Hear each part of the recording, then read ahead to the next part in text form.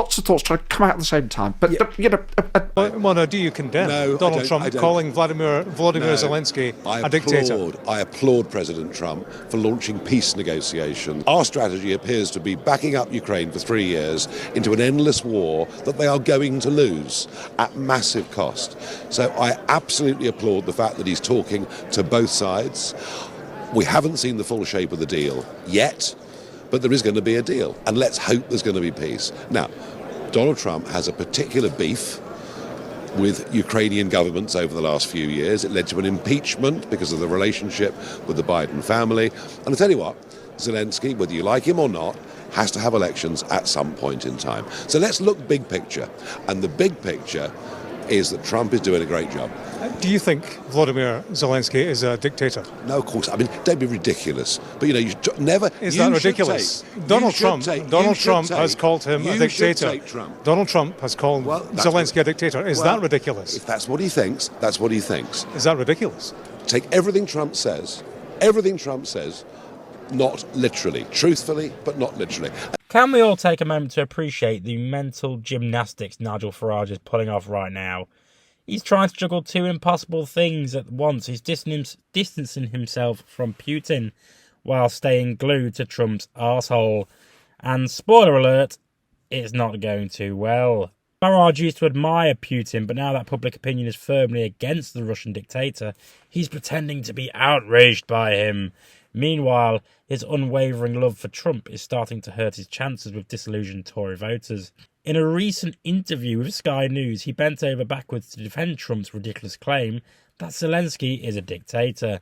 When asked if he condemns Trump for calling Zelenskyy a dictator, Farage dodges the questions and starts praising Trump's peace negotiations. Negotiations? Ukraine isn't even allowed at the table. This isn't even about peace, it's about Trump trying to cozy up to Russia.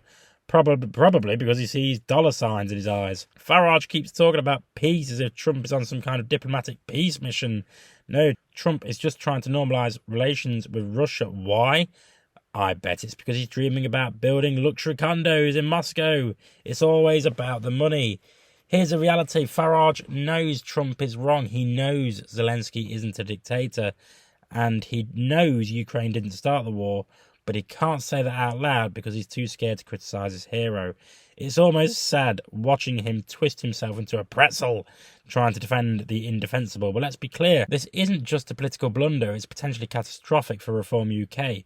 British voters overwhelmingly support Ukraine. They're disgusted by Trump's comments and by Farage's pathetic attempts to defend those comments.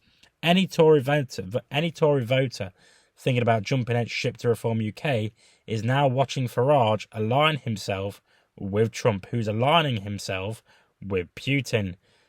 Not going to win him the keys to the Prime Minister's office, is it?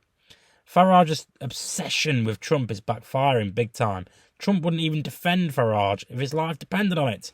But Farage keeps bending backwards just to justify Trump's nonsense. The blind loyalty is making him look weak, desperate, and full of bullshit.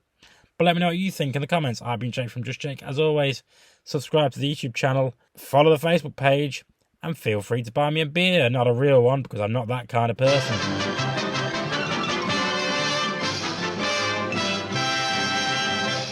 You actually made it to the end of the video. If you would like to subscribe to the channel, which, why haven't you already, is somewhere over there.